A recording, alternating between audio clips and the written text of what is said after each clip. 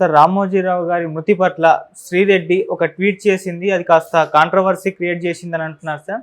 ఇప్పుడు ఆమె పైన విమర్శలు కూడా వస్తున్నాయంట. ఇంతకీ ఏం ట్వీట్ చేసింది, దాన్ని ఏ విధంగా చూడాలంటారు సార్? అందులో మామూలుగా ఇప్పుడు నేను ఇందాక కూడా ఒక వీడియోలో చెప్పారు, రామోజీరావు చనిపోయినప్పుడు భిన్నమైన స్పందనలు వస్తున్నాయి. మ్యాక్సిమం 95% రామోజీరావు పాజిటివ్గా, ఆయన తెలుగు జాతికి, తెలుగు సంస్కృతికి, తెలుగు కళారంగానికి, తెలుగు సాహిత్యానికి, తెలుగు జర్నలిజానికి, ఇలాగ రకరకాల రంగాల్లో తెలుగు రాజకీయాలకు సంబంధించి ఆయన రోల్ ఏంటి, ఆయన వ్యాపారవేత్తగా ఎలా ఎదిగాడు, ఒక మామూలు రైతు బిడ్డగా ఉండి దేశంలోనే ప్రముఖ వ్యాపారవేత్త, ప్రముఖ జర్నలిస్టు, ప్రముఖ మీడియా మొగల్, ఇలా అనేక విశేషణాలు చేర్చవచ్చు ఆయన ముందు. ఖచ్చితంగా ఆయనకు ఆ విషయంలో ఎవరు కూడా తప్పుపడడానికి లేదు. తప్పుపట్టడం అంటే అది ఫ్యాక్ట్ అది. సో ఆయన ఎదిగొచ్చిన తీరు, ఆయన వ్యవస్థల్ని మేనేజ్ చేశాడు, ఇట్లాంటివి రకరకాలుగా విమర్శలు ఆయన మీద ఉన్నాయి. రాజకీయాల్లో కూడా తను అనుకున్న వాళ్ళని కుర్చీ ఎక్కించాడు, తను వద్దనుకున్న వాళ్ళని దించేశాడు, ఇలాంటివి రకరకాల విమర్శలు ఆయన మీద ఉన్నాయి. అవన్నీ నిజానికి అనేక మంది ఎకనామిస్టులు చెప్పేది కూడా ఏంటంటే, ఇండియాలో ఉన్న ఎకనామిక్ పొజిషన్ అయితే, ఎందుకంటే గ్రోయింగ్ ఎకనామీ కాబట్టి ఏ కంపెనీ అయినా కూడా వ్యవస్థల్ని ఎంతో కొంత ఉపయోగించుకోకుండా అవి గ్రోత్లోకి రావు అనేది ఎకనామిస్టులు కూడా చెబుతున్నది. మనం ఇప్పుడు చూస్తున్నాం, అదానీ, అంబానీ వీళ్ళందరూ కూడా మోడీ ప్రభుత్వాన్ని ఉపయోగించుకొని, ఆ రాజకీయాలను ఉపయోగించుకొని ఎదుగుతున్నారు. ఇది జనరల్గానే ఈ గ్రోత్ ఇది. నేను ఇంతకుముందు కూడా చెప్పాను, సౌరభ్ ముఖర్జీ అనే ఒక లండన్ ఎకనామిస్టు ఇక్కడికి వచ్చి సెటిల్ అయ్యి ఇక్కడ కంపెనీలని ఆయన సర్వే చేసినప్పుడు ఆయన 3 ఏరియాల్లో ఈ కంపెనీలు ఆయన నాటీ థింగ్స్ అన్నాడు, అంటే చీట్ చేస్తున్నారని ఆయన గ్రహించాడు. ఆ కంపెనీల దగ్గరికి వెళ్ళి వాళ్ళతోనే మాట్లాడుతూ, ఎందుకు మీరు ఇలా చేస్తున్నారంటే, వాళ్ళు ఒక కంపెనీ ఓనర్ ఏమన్నాడంటే, మీరు కొత్తగా వచ్చారు కదా సార్ ఇండియా, మీకు తెలియకపోవచ్చు, మేము 3 కాదు 6 చోట్ల మేము మోసం చేస్తున్నాం అని చెప్పారంట, మీరు కనిపెట్టలేకపోయారు అన్నారంట. సో అది ఆయన పుస్తకం రాశాడనమాట. అంటే ఆయన ఈ కంపెనీస్ మీద అంతా కూడా ఒక 4-5 పుస్తకాలు రాశారు. సో అలాగా రామోజీరావు కూడా అప్స్టార్ట్ అంటారు వాళ్ళని, అంటే ఒక న్యూ రిచ్ సెక్షన్ అనమాట. కొత్తగా మామూలుగా ఉండి పైకి పెద్ద స్థాయిలో వచ్చిన వాళ్ళని అలాగా అంటారు. ప్రొవర్బియల్ క్యాపిటలిస్టులని కూడా, పెట్టుబడిదారులని కూడా పిలుస్తారు. ఏదేమైనా వ్యవస్థల్లో తన బలాన్ని, అంటే కులం కావచ్చు, ప్రాంతం కావచ్చు, డబ్బు కావచ్చు, పరిచయాలు కావచ్చు, వీటన్నింటిని ఉపయోగించుకొని, చట్టంలో కొన్ని లొసుగులను ఉపయోగించుకొని కొంతమంది పైకి వస్తారు. సో రామోజీరావు కూడా అదే జరిగి ఉండొచ్చు. అనేక మంది, 100 మంది ఇండియాలో చేసినట్టే రామోజీరావు చేసి ఉండొచ్చు. సో అది గుర్తిస్తానే రామోజీరావుని క్రిటికల్గా మనం అప్రిషియేట్ చేయొచ్చు, తప్పేం లేదు.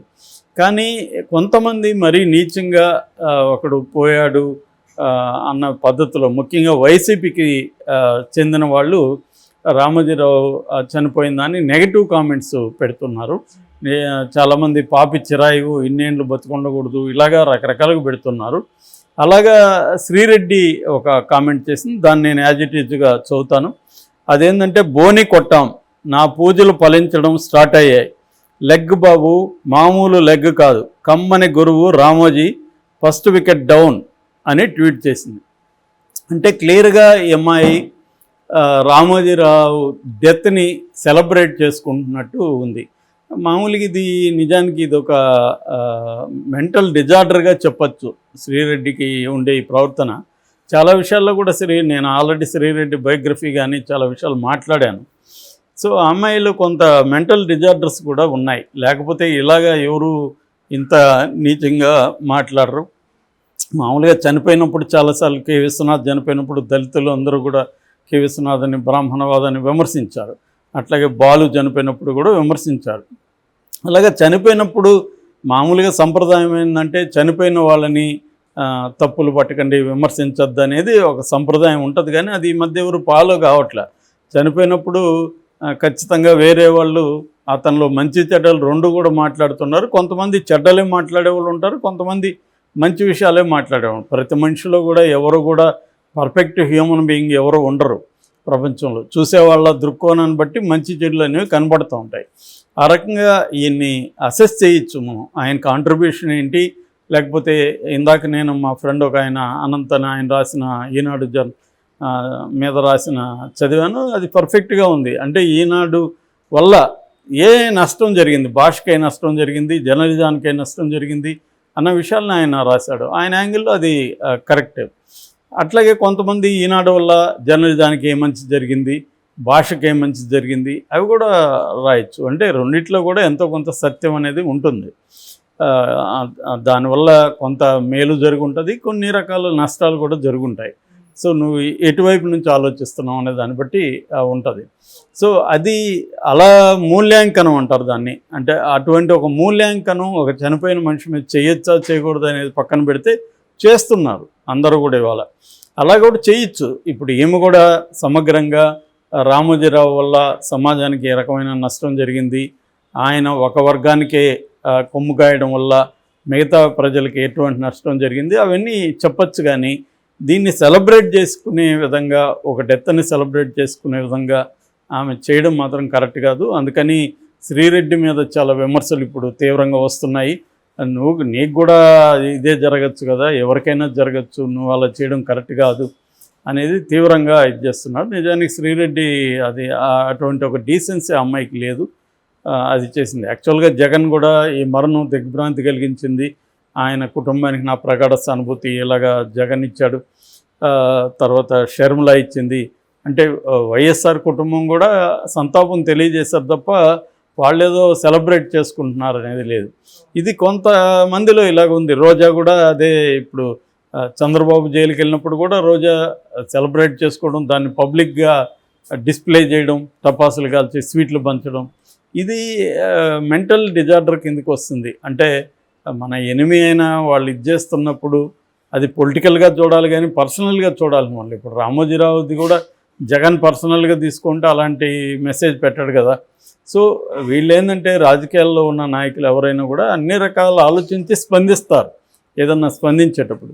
సో కానీ శ్రీరెడ్డి ముందు నుంచి కూడా అమ్మాయికి ఉండే కొన్ని ప్రాబ్లమ్స్ ఉన్నాయి. తను నిజానికి తను చాలా వాటికి విక్టిమ్ అయింది. ముఖ్యంగా ఇండస్ట్రీలో ఉమెన్ సెక్సువాలిటీని ఎట్లా ఎక్స్ప్లాయిట్ చేస్తారు అనేదానికి ఆ అమ్మాయి కూడా ఒక ఎగ్జాంపుల్గా నిలిచింది, దాంతో ఫైట్ చేసింది, చాలామందికి ఆదర్శమైంది, చాలా వరకు మంచి ఫైట్ చేయగలిగింది. అయితే అట్ ద సేమ్ టైం ఆ అమ్మాయి కూడా కొంతమందిని బ్లాక్మెయిలింగ్గా చేయడం, కొంతమంది మీద మొన్ననో కూడా అమ్మాయిది మన నాని మీద కూడా ఏదో అట్లాంటి ట్వీట్ వచ్చింది.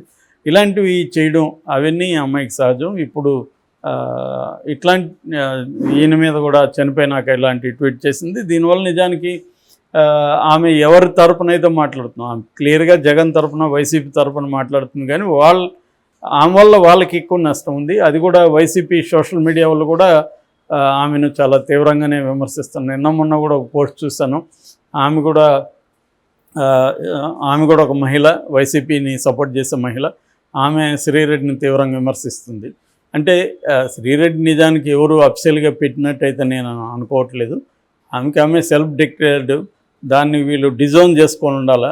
వీళ్ళు ఏంటంటే ఆమె వల్ల మనకు కూడా ఉపయోగం ఉంది కదా, ఆమె తెలుగుదేశం వాళ్ళని విమర్శిస్తుందని అనుకున్నట్టుంది. శ్రీరెడ్డి లాంటి వాళ్ళు ఎవరి వైపు ఉన్నా వాళ్ళకి ఎక్కువ నష్టం జరుగుతుంది. సో ఆ రకంగా రామోజీరావు చనిపోయిన దాని మీద సంయమనం పాటించాల్సిన అవసరం ఉంది. ఆయన సాధించిన విజయాలని గురించి చెప్తూనే ఆయన వల్ల ఏమైనా నష్టాలు జరుగున్నాయని మనం భావిస్తే వాటిని చెప్పచ్చు. కానీ చెప్పే పద్ధతి కూడా ఉండాలి, టైమింగ్ అనేది కూడా ఇంపార్టెంట్. సో ఆయన చనిపోయినప్పుడు ప్రపంచం అంతా ఒక రకంగా స్పందిస్తున్నప్పుడు నువ్వు నెగిటివ్గా వెళ్ళి ఆయన సెలబ్రేషన్ లాగా మాట్లాడడం అయితే దారుణమైన విషయం.